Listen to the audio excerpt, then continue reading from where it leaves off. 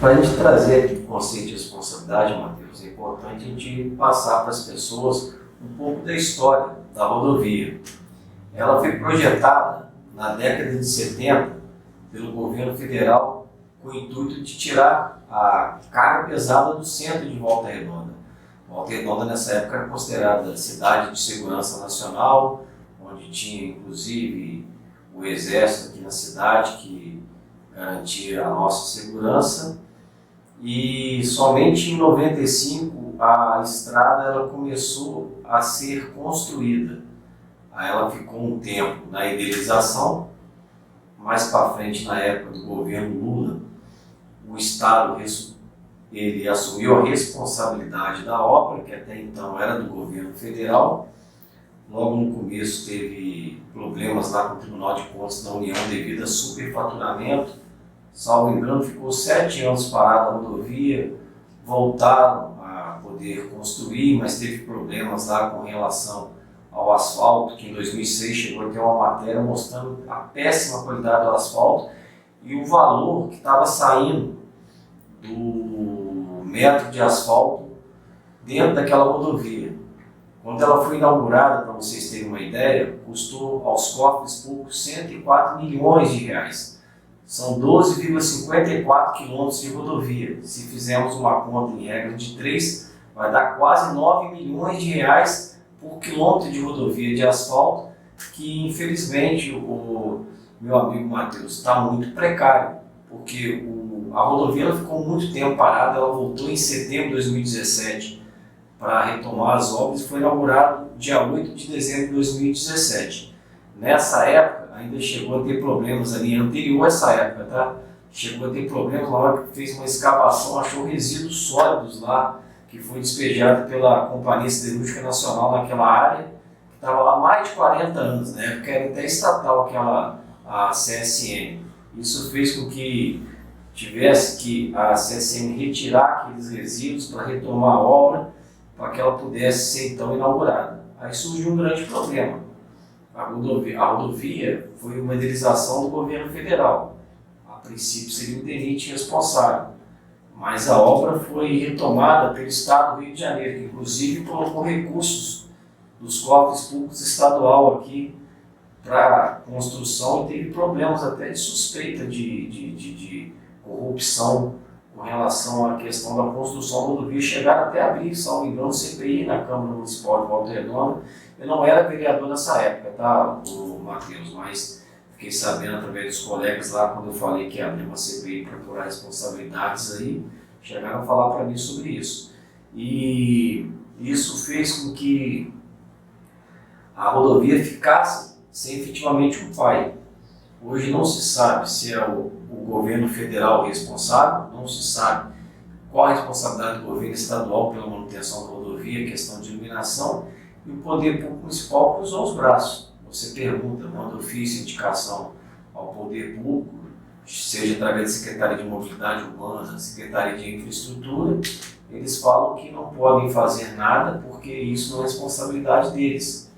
E é muito triste, porque você vê que o setor onde ocorreram esses acidentes, Matheus, é um setor que rotineiramente, que você pode observar, vocês podem observar nas redes sociais, tem ocorrido acidentes reiterados.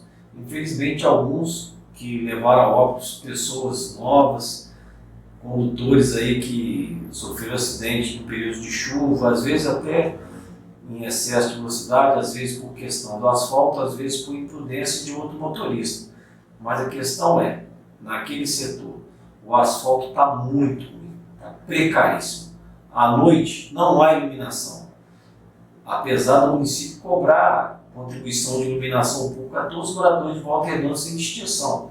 E no entorno da rodovia do contorno tem quase 1000 famílias ali desses parques, desses condomínios, quer dizer, que foram inaugurados, o Parque do Contorno, Nova Primavera também que tem acesso, mas ao longo da rodovia do contorno tem até o Alphaville, uma construção que é um custo maior que para as pessoas que moram lá, e obras que foram autorizadas pelo governo municipal que estão gerando problema. Chegaram a construir um trevo naquele setor para adentrar nesses condomínios aí de áreas particulares que foram construídos.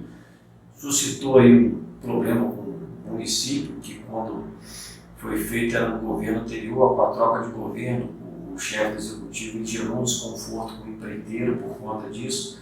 Segundo ele, o problema seria aquele trevo que estaria gerando os problemas de acidente, e na verdade, do nosso ponto de vista, é o asfalto e a falta de sinalização adequada, porque lá não tem limite de velocidade e no local tem problema da questão da aquaplanagem por conta do desnivelamento da pista, e chegou a ter uma ação conjunta da Polícia Militar Estadual e da Polícia Rodoviária Federal, para poder conter os abusos de velocidade e fiscalizar naquele setor.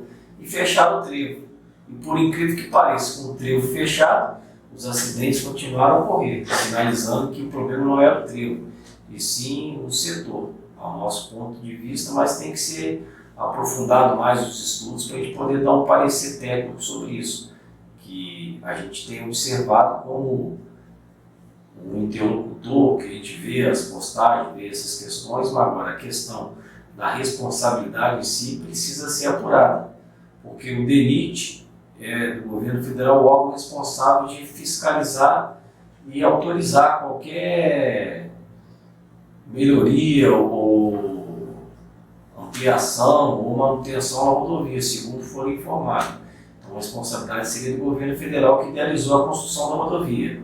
Mas a questão da rodovia ter sido construída pelo governo estadual na época do ex-presidente Lula, isso fez com que o Estado também assumisse uma responsabilidade pela construção. E o governo municipal, em 2017, em dezembro, ele terminou a construção da rodovia juntamente com o Estado do Rio de Janeiro.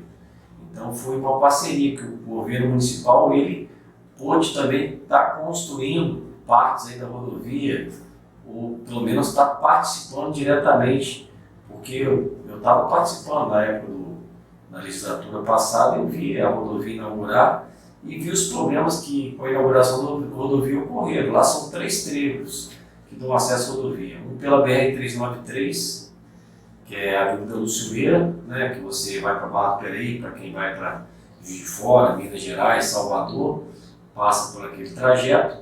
O outro é o trevo que liga a cidade vizinha de Pinheiral, o bairro Três Poços, e o outro lá na rodovia dos Metalúrgicos, que é lá na frente, lá onde dá acesso para a Via Dutra, onde que você deveria evitar que o tráfego pesado, o trânsito pesado, passasse por Volta Redonda.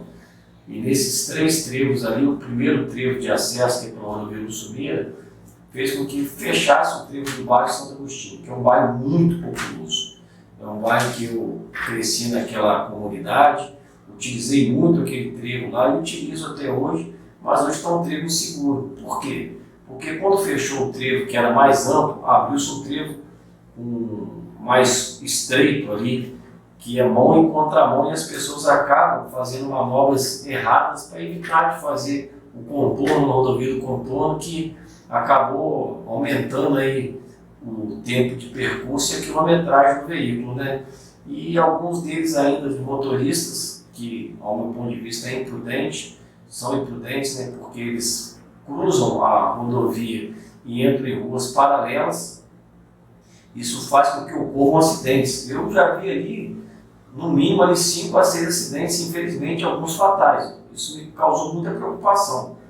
E por conta disso, eu procurei o secretário de Transporte, o André Nas, do Estado do Rio de Janeiro, que também encaminhou para o Departamento de Estrada e Rodagem, pedindo solução para que esses problemas de sinalização, se caso for da competência do Estado, na construção da rodovia, sejam sanados, uma vez que o Poder Público Municipal já manifestou que não tem responsabilidade para os cuidados da rodovia, não pode fazer sinalização, não pode fazer redutor, não pode colocar sinalização para conter o abuso de velocidade, não pode arrumar a rodovia que está esburacada, está desnivelada, tem muito não sei como é que fala,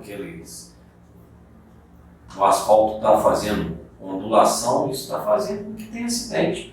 Vira e mexe, tem uma carreta que fica em L lá nas proximidades do trevo e os carros entram dentro da carreta, o carro perde o controle quando está chovendo, vai, atravessa a pista e bate de frente com o outro, isso ocasionou essas mortes que você noticiou.